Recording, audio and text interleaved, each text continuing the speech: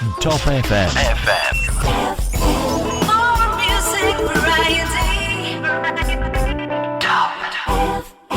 Sudah lengkap, tutorial sudah ada, registrasi sudah nggak bayar, Ujian. ujian gratis, ya kurang apa? Murah. Nah, tapi kalau mau yang paket lengkap, Hmm. ya saya pengennya tutorial tatap muka supaya bisa ketemu teman. Ya, tinggal tadi misalnya 6 mata kuliah, ya 6 mata kuliah, tidak ada tatap mukanya, adanya online. Nah, tapi saya pengen tatap muka, boleh mas. Ngambil misalnya, saya pengen 2 mata kuliah deh, tatap mukakan gitu tutorialnya. Jadi yang 4 saja saya yang online. Boleh nambah, kalau per mata kuliah ini nambahnya 150.000. Jadi kalau ngambil tambahan 2 tambah 300 berarti. Dia tahap online. Ya, sudah 2 mata kuliah tatap muka, 4 mata kuliahnya online. Jadi total biaya berapa? Hanya 1,3 tambah 300, 1,6. Ya, ngambil udah 6 mata kuliah, 2 tatap muka, 4 online, ujian gratis, registrasi gratis. Gitu. 1,6. 1,6. Kalau pengen 3 mata kuliah, ya tinggal tambah 150 kali 3. 450 tambah 1,3, 1,75. Itu 4 tahun ya Pak? Untuk Itu kalau paket 4 tahun, insya Allah rampung. kalau yang non sipas, yang sipas itu? Iya, yang sipas ini Yang karena non kalau sipas. non sipas ya bisa cepet. Bisa. Karena boleh ngambil maksimal. Bisa 24 SKS terus itu. Ya, 3,5 tahun bisa selesai. Gitu. Yang sipas, yang non sipas Non itu. sipas bisa. Ya kalau sipas memang kita buat normal, ya tadi 4 tahun gitu. Tapi kalau non sipas, ya mungkin 3,5 tahun dia bisa selesai. Tapi 7 tahun nggak masalah, 10 tahun bisa jadi. Ngambilnya dikit-dikit, selesainya ya lama. Satu UT mata, UT satu itu mata merdeka. kuliah gitu, satu Iya. mata kuliah gitu. Dan di UT sangat memungkinkan itu, Mas. Jadi selesai kuliah di UT 10 tahun bukan berarti bodoh. Enggak, saya memang hanya punya waktunya sedikit. Saya enggak mau ngambil banyak-banyak. Percuma saya ngambil banyak-banyak nilainya. Mendingan saya ngambil 2 mata kuliah A terus gitu. Nanti lulus IP-nya 4,0 gitu. Oke, ini ada dari Dani Tonjong Pak. Oke. Untuk apa nih? Pak, bisa digambarkan seperti apa kuliah di universitas terbuka? Nah, oke, baik. Mas Dani ya. Jadi kuliah terbuka itu begini. Di UT ya. 1 ya. Mahasiswa itu nanti akan belajar mandiri. Ya, apa yang dipelajari tadi modul. Ya, modulnya sudah ada. Jadi begitu Mas Doni nanti registrasi ngambil 6 mata kuliah, maka akan dapat 6 modul. 6 mata kuliah lah ya, modul untuk 6 mata kuliah itu akan dapat itu.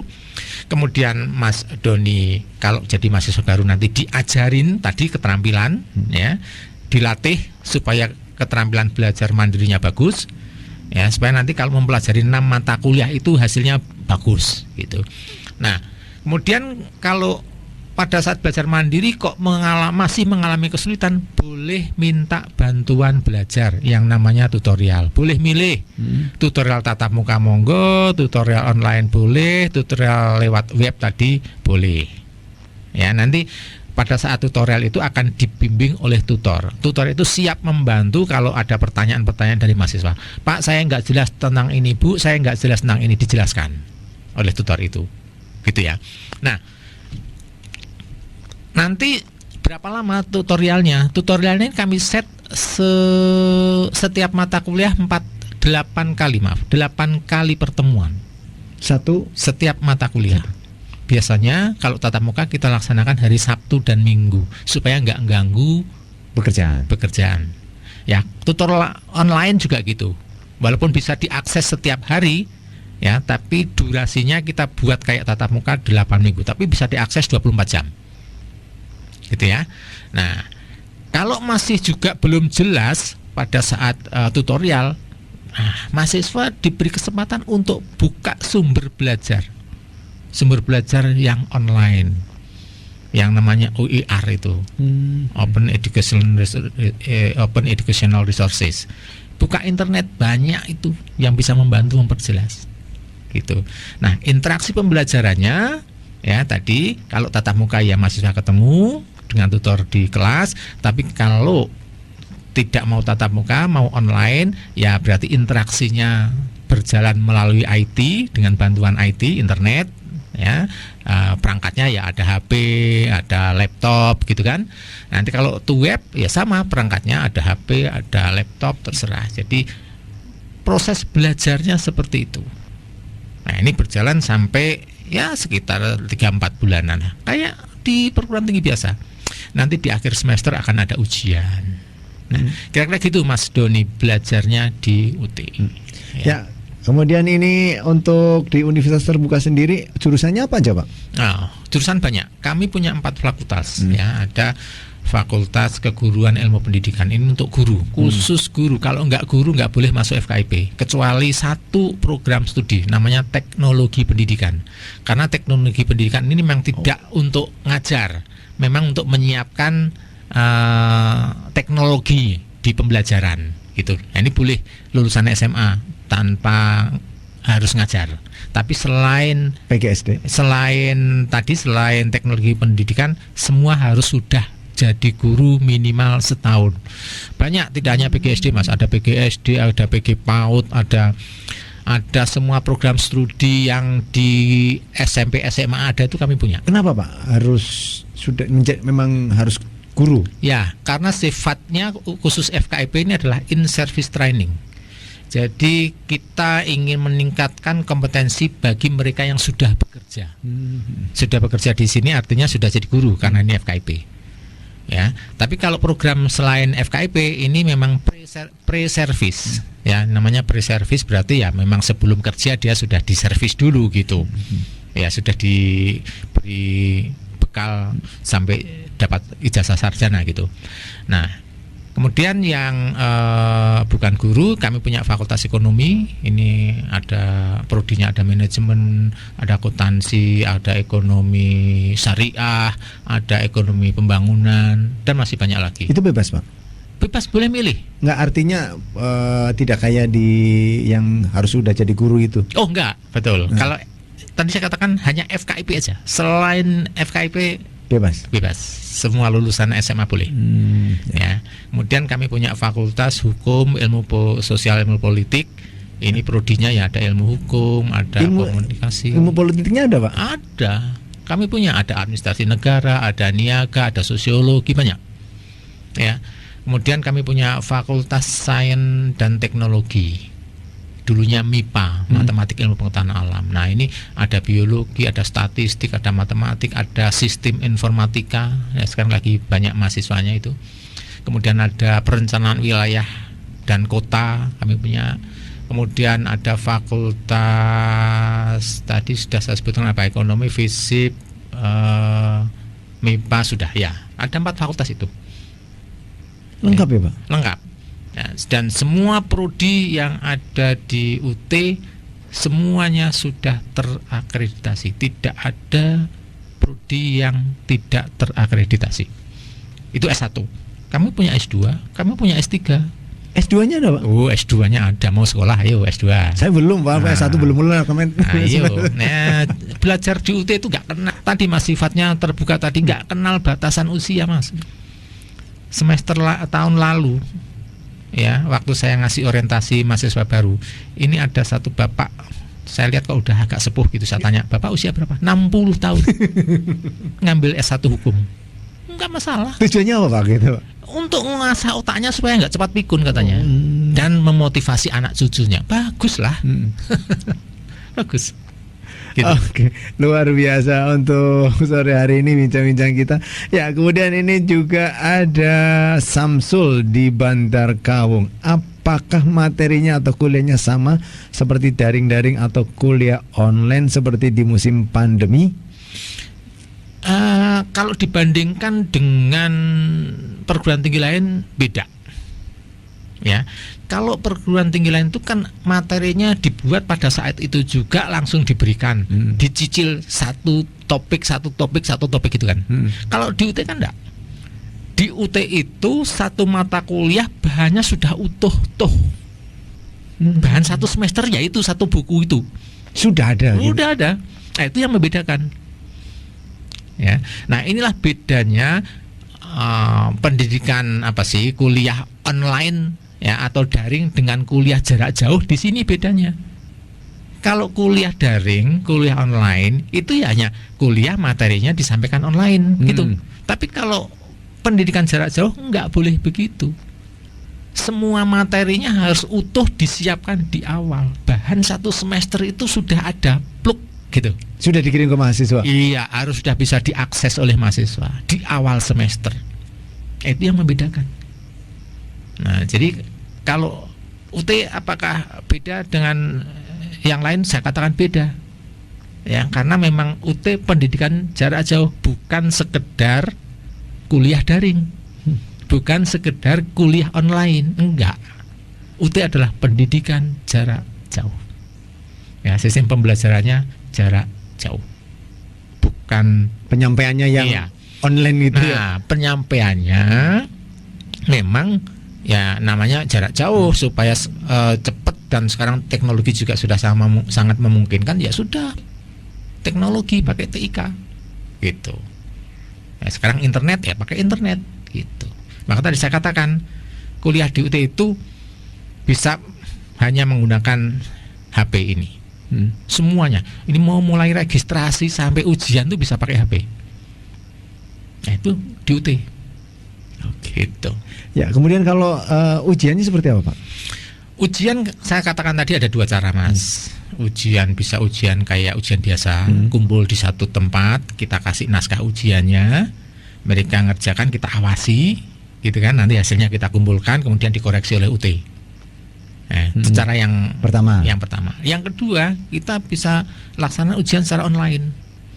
Ya, memang ke depan ya 2-3 tahun lagi gitu ke depan, Mas Bayu itu bisa ujian di rumah. Nggak takut, Pak? Enggak, karena teknologinya udah kami kembangkan. Kami sekarang ini dalam rangka mengembangkan namanya online proctoring. Proctor itu kan pengawas. Jadi pengawasan yang dilakukan secara online. Kalau Mas Bayu ngerjakan soal ujian di rumah kok curang, minta tolong adiknya suruh ngerjain, kan terdeteksi oleh teknologi itu. Itu dia ubah-ubah tuh, nanya adiknya itu sebelahnya adiknya itu akan kerekam. Oh, gitu ya, Pak. Gitu. Nggak main-main berarti ya, Pak? Iya. Ya, sekarang canggihnya begitu. Nah, saat ini itu masih dikembangkan ya, masih dikembangkan. Nah, yang sekarang online dilaksanakan di UT itu Mas Bayu diminta datang ke satu tempat, katakanlah di ruangan ini gitu ya. Sudah disediakan PC seperti ini, di dalamnya sudah ada naskah soalnya, tinggal diklik nanti kerjain. Ya, sudah ada petunjuknya cara mengerjakan seperti apa, itu sudah dikasih tahu, sudah dilatih dulu juga. Nanti begitu nomor terakhir klik. Nah, Mas Bayu udah tahu, wih, dari 50 butir saya bener 40. Dapat Allah ini. Langsung nilainya, Pak? Langsung ketemu. Canggih, Nilainya sih jadinya nanti Mas diumumkan, tapi kan Mas Bayu udah tahu soal 50 bener 40, kan bener 80%, ya nggak ada kata lain selain Allah ya. Canggihnya di situ ya, Pak? Iya, canggihnya di situ. Gitu. Di UT itu seperti itu. Berarti untuk saat ini ujiannya seperti Pak? Iya, sudah 2 hal itu yang dilakukan. Ya. Di tempat nanti ganti gitu. Oh iya. Wah, mbok sebelahnya jenengan jejer karo sebelahnya nggak bakal bisa contek-contekan, soalnya beda. Oh gitu, Pak. Ini Pak Adi, saya. Iya. Terus siapa lagi Iya, ini? beda-beda soalnya. Setnya kita buat berset-set soal itu untuk ujian online tuh. Banyak set kita gunakan. Tiap buka PC setnya beda. Enggak. Nah, belum lagi mata kuliah yang diregistrasi oleh mahasiswa juga beda-beda toh. Sebelahnya barangkali ekonomi mikro, ini ekonomi makro, ini manajemen gitu. Beda-beda. Jadi nggak bisa kayak gini. Oh, Pak? nggak bisa. Nggak bisa. Oh, kirain makanya susah nilainya itu ya, Pak. Iya. Kalau kita betul-betul nggak berpikir nggak bisa, Mas. Kalau nggak belajar, nggak belajar pasti nggak akan lulus di UT itu. Pasti. Iya. Tapi kalau belajar pasti lulus. Iya, kirain wah Misalnya, wah nggak ada yang lihat ini gitu. Canggih lah Mas kalau itu. Oke. Ya luar biasa. Ya baik temannya. Ini ada satu lagi Pak Aji di Bumiayu. Untuk pendaftaran bisa kemana Pak? Untuk di Bumiayu atau ada agennya untuk pendaftaran? Baik, gini. Pendaftaran ini masih dibuka. Kemarin sebenarnya sudah ditutup tanggal 15 Juli. Tapi akhirnya rektor dan pembantu rektor bidang operasional itu memutuskan diperpanjang sampai 26 Agustus. Karena masa pandemi ini ya. Iya, termasuk ini ya, tapi juga mengantisipasi ini kan waktu ujian SMPTN kan belum diumumkan. Nah, sambil menunggu itu ternyata kita masih punya cukup waktu sehingga diperpanjang sampai 26 Agustus. Syaratnya daftar cuma 3. Apa Pak? 1 punya kopi KTP. Ya, nggak usah KK, KTP ya, KTP. Yang kedua kopi ijazah. Kalau belum punya ijazah karena anak-anak baru lulus gitu ya, boleh pakai SKL. Ya, pakai SKL dilegalisir, kemudian foto, udah. Foto 2x3 22 lembar, 4x6 1 lembar. Sudah. Nah, daftarnya kemana? Boleh daftar kalau di Bumiayu. Di sini saya kira ada pengelola Bumiayu. Ya, saya sih nggak hafal ya orang-orangnya, tapi ada pengelola Pokjar biasanya. Tapi kalau mau daftar datang langsung di Purwokerto boleh Ke kampus. ya, ke Jalan Kampus nomor 54 Grendeng Purwokerto, atau daftar online boleh Mas. Daftar online saja ya, lewat web di SIA, SIA ya, SIA.ut.ac.id. Web SIA. Ya, di web ya, ketik aja SIA.ut.ac.id. Udah klik. Nah, nanti itu ikuti petunjuknya ya. Jadi teman-teman nanti bisa langsung daftar di situ. Nah, nanti ada berkas-berkas yang harus diunggah. Ya, harus diunggah di SIA itu, di scan gitu, diunggah. Kemudian kalau udah selesai berkas-berkas tadi kirim ke UT Purwokerto untuk divalidasi. Ya, divalidasi. Kalau udah selesai ya sudah. Ya, tinggal bayar nanti. Tadi bayar paketnya terserah nih. Mau paket yang paling enteng, kalau nggak punya uang ya sudahlah non paket. Nah gitu, ngambil 2 mata kuliah 3 mata kuliah nggak apa-apa. Ya, tapi kalau relatif punya uang dan tapi nggak berlebih, ya sedang-sedang saja ikut yang tadi SIPAS non TTM. Tapi kalau punya uang berlebih, saya pengen tutorial tatap muka juga, ambil SIPAS non TTM, tapi ada beberapa mata kuliah yang ditutorialkan tatap muka boleh. 1,6, 1,7 sekitar itu. Ya, tapi kalau semua mata kuliah di TTM kan boleh juga. Nah, sekitar 2,2 lah gitu. Ya tadi yang saya katakan rumah makan Padang tuh kayak gitu Mas. Enaknya itu ya Pak? Iya, jadi mau yang bayar murah boleh, yang sedang-sedang ya monggo, tapi yang punya duit ya boleh minta layanan yang lebih bagus. Itu kami sediakan. Dan sudah terakreditasi semuanya Pak? Semuanya terakreditasi, bahkan akreditasi UT itu tidak hanya yang dari BAN PT. Ya, kami juga akreditasi ISO untuk ngecek apakah SOP dijalankan dengan baik. Bahkan UT itu di review ya oleh badan internasional yang namanya ICD, International for Open and Distance Education. Ini lembaga independen yang ngurusin UT sedunia. Nah, mereka kita minta untuk mereview apakah UT bisa menjalankan pendidikan jarak jauh dengan baik atau tidak, dan hasilnya dinyatakan bagus, sehingga kami juga punya sertifikat dari ICD. Jadi terjaminlah Mas kalau di UT mah. Bukan kaleng-kaleng ya Pak? Enggak kaleng-kaleng, sama sekali enggak kaleng-kaleng. Luar biasa ya. Betul. Ya, kemudian ini untuk ijazah sendiri mungkin Pak. Ya. Ini mungkin ada yang bertanya-tanya juga. Ijazah di UT ini nanti bisa buat PNS. Iya. Betul. Biasanya kan identik saya kuliah untuk target PNS Iya, atau iya. apa Iya. gitu. Benar Mas. UT itu lahir tahun 84 dan sudah dinyatakan loh ini universitas negeri ke-45. Hanya belajarnya jarak jauh gitu. Tapi sampai detik ini masih ada saja masyarakat yang nggak paham, nggak ngerti, dikira UT itu swasta. Bahkan ada pertanyaan waktu saya talkshow di Banyumas TV, Pak, UT itu unsut ya? gitu. Mentang-mentang kantornya di Unsud gitu ya, di sebelah Unsud. Nah, jadi banyak yang belum paham. Nah, UT itu kan universitas negeri. Ya, bedanya dengan perguruan tinggi yang lain, negeri yang lain, itu hanya cara pembelajarnya. Tidak, saya katakan belajarnya UT jarak jauh, kalau Unsud tatap muka, gitu kan. Nah, semua hak kewenangan lulusan ya sama, sama-sama negeri. Jadi mau digunakan untuk daftar apapun ya nggak masalah. Gitu. Nah, ini yang memang masih misleading ya di masyarakat, masih begitu. Banyak yang mengatakan itu universitasnya guru ya Pak, karena dulu kan guru-guru banyak banget. Iya betul. Ya, iya betul. Guru SD itu mulai dari yang ijazah SMA untuk jadi D2 jadi S1 itu semuanya sebagian besar lah UT. Karena memang waktu itu kebijakannya guru harus berkualifikasi S1 karena undang-undang guru dosennya begitu, tapi nggak boleh ninggalin pekerjaan. Mau kemana kalau nggak ke UT?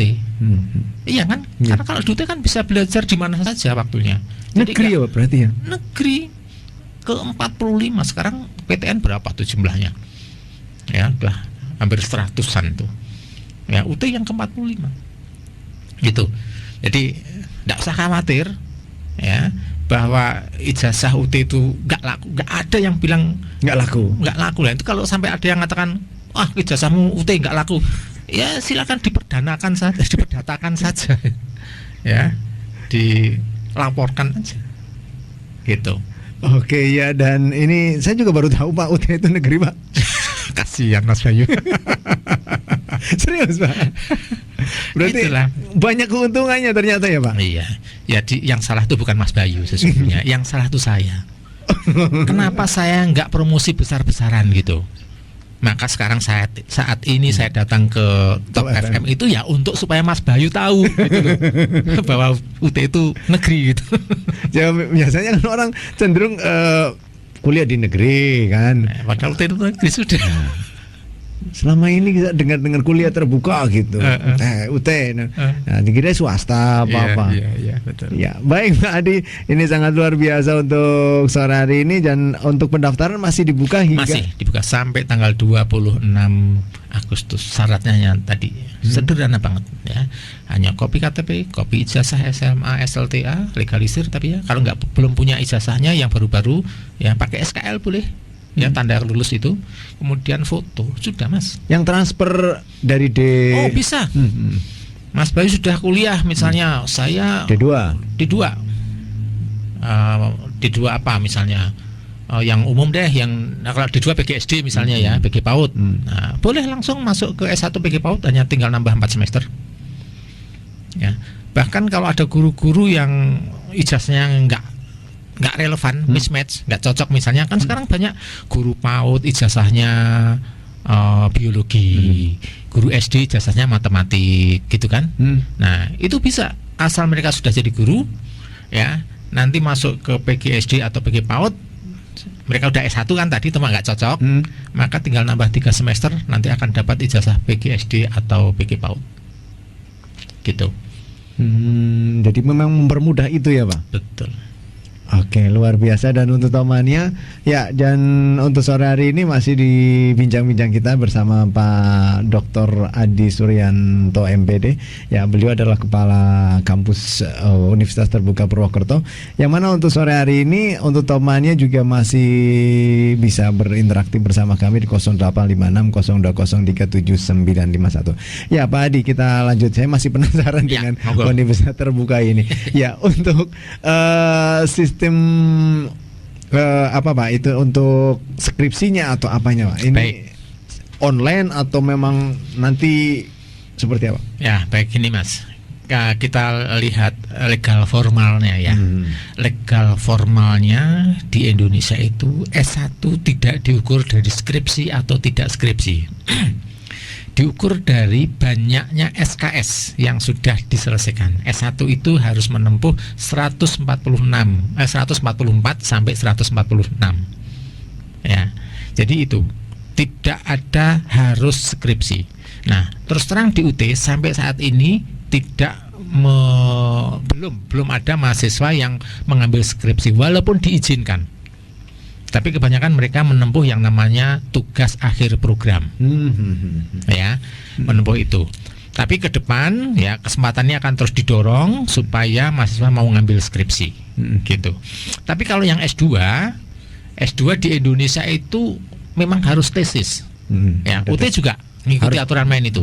Ya, harus tesis. Ya. Kalau di luar negeri sana S2 itu boleh tidak tesis, Mas. S2? Boleh course saja, boleh materi-materi saja, boleh mata kuliah saja, boleh. S2.